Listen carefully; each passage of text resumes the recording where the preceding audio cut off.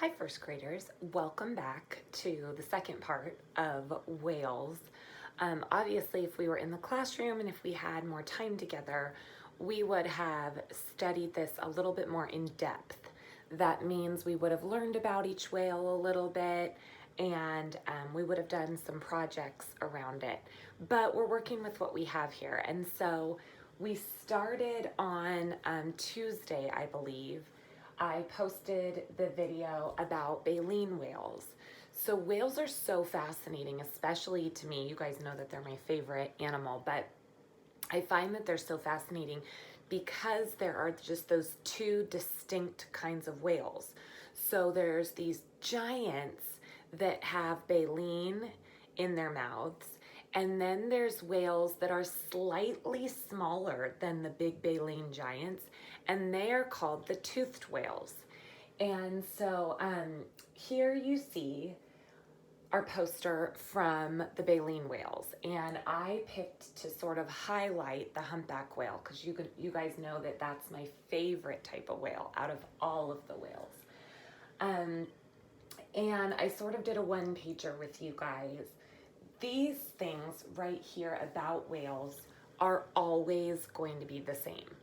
So all whales are mammals. All whales breathe air, which means they cannot survive if they're just in water. There's actually a movie, if you ever get the chance to watch it, I think it's called Big Miracle. And it's a true story of humpback whales, and they got trapped under the ice up in, I believe, Alaska. And, a lot of times you don't think of whales as being an animal that can drown, but whales absolutely can drown because they need to breathe air just like us. So if you get the chance to watch it, it's totally kid appropriate. And it's a true story, and it sort of helps you realize the journeys that these whales go on and the dangers that they face also for being mammals in the ocean. They have live babies. So fish actually lay eggs, and that's one of the ways where you can tell that a whale is not a fish because it actually has its babies alive. Now, sharks are in the fish family. They are not mammals.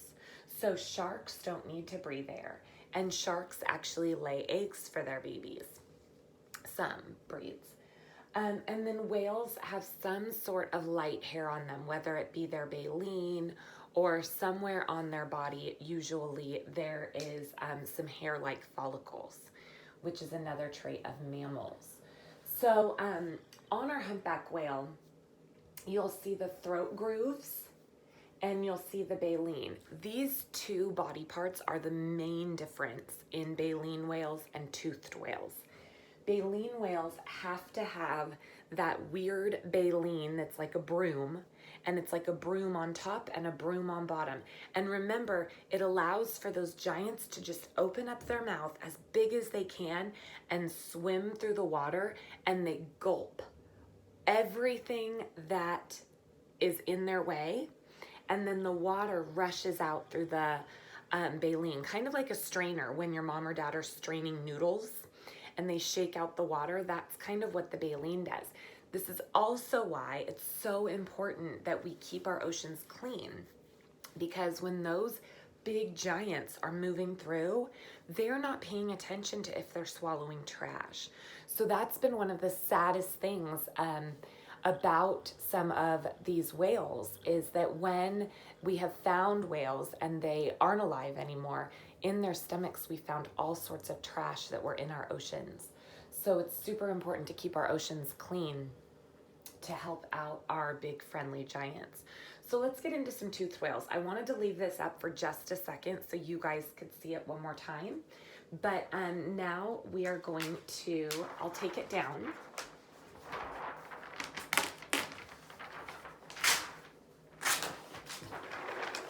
Okay, I have so many of these posters from Shelter in Place. And let's see, where are my markers? Okay, so toothed whales, if I wanted to do a one-pager, I would label this toothed whales.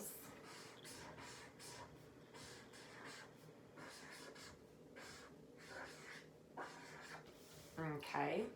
And then I have a few posters. So if we were in the classroom, usually I hang these up on our whiteboard so you guys can read them every day. The most famous of the toothed whale is the orca whale. And the orca whale actually has no predators, if you can believe it. Orcas, even though they are so many of our favorites, we love watching them. Some of us have seen them at places like SeaWorld. They are actually pretty mean. They can kill just about anything for their food. Because they have those teeth, they are big meat eaters. So toothed whales are not going to move through the water like our big giants, like our baleen whales, like our humpback. The toothed whales are going to hunt, and they're going to hunt for different sorts of sea life. So on this poster it says, a killer whale is often called the wolf of the sea. It lives in all the oceans of the world and uses its sharp teeth to catch fish, squid, sharks, and sea mammals. And I've actually watched a lot of ocean documentaries, and a lot of them show sometimes a great white shark against a pod of orca whales. And oftentimes the great white shark wants nothing to do with the orca whales. If it sees a pod of orca whales, it will turn around and go the other direction, because killer whales live in a pod, and a pod means a big group, and together they all hunt. So even though they look adorable, be careful, because it's the wolf of the sea.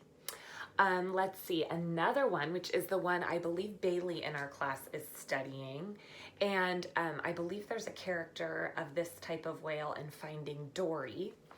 And it is our sweet little beluga whale. Our little beluga. And the beluga whale turns a beautiful white color when it is grown.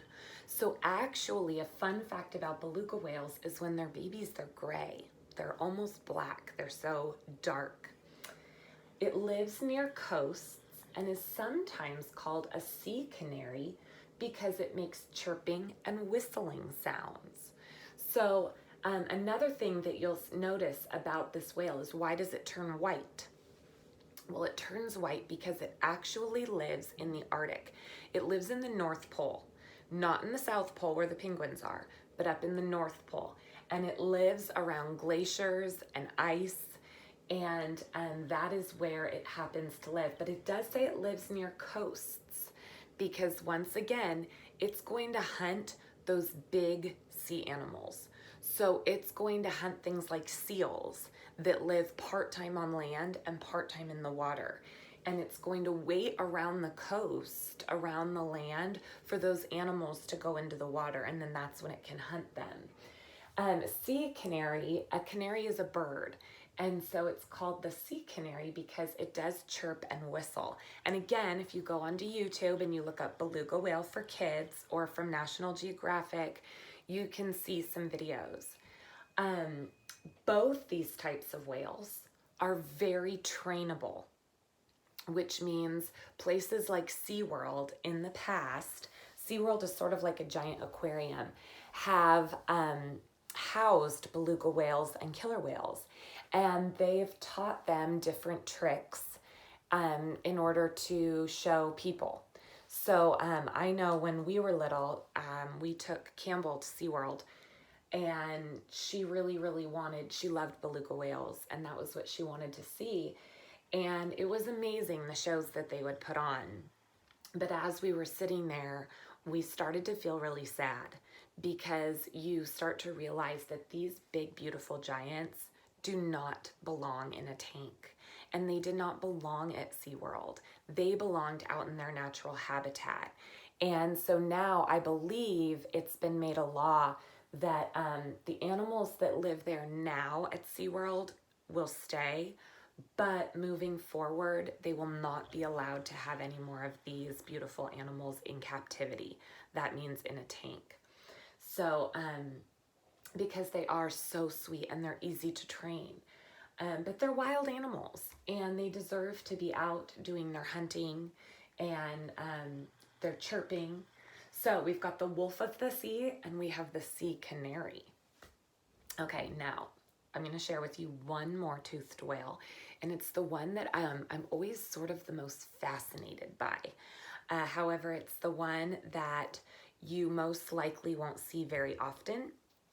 So if you ever go whale watching, especially around California, you most definitely will see killer whales and dolphins. They tend to live in similar areas. Around migration times, you will most likely see gray whales and humpbacks because they both migrate up and down the coast of California. All right, and they're your baleen whales. Very rarely will you see the blue whale because remember it dives down really deep. Well, this toothed whale is sort of similar to that. It's called the sperm whale. And it is the largest of all the toothed whales. Let me see if I can scoot this a little bit closer for you guys to see. It's very far away. It's hard to figure all this out here. There you go. I guess you can kind of see it. I'll read it to you. It says, a sperm whale is the largest toothed whale. It can dive very deep and hold its breath underwater for more than an hour. It eats sharks, giant squid, fish, and octopus. So because the sperm whale can dive so deep, it can dive a lot deeper than these two whales. So these two whales, that's why it said that the beluga whale is going to live near the coast. Well, the coast is the shoreline. So you can imagine the beluga whale doesn't need to dive very deep because all of its prey, what it needs to eat, is towards the surface of the water. That's why I'm so fascinated by the sperm whale, because the sperm whale can come up for air and then go back down for an hour. So that means you know about the ocean now and you know about those different zones. The sperm whale is going to go into the midnight zone, or into the twilight zone, the middle, and then even go as deep as the midnight zone to find that giant squid. And so if you've ever seen a book about that, it's just fascinating. That is their favorite meal. So they're not going to get giant squid all the time. They're most likely going to eat their sharks and their fish and their octopus.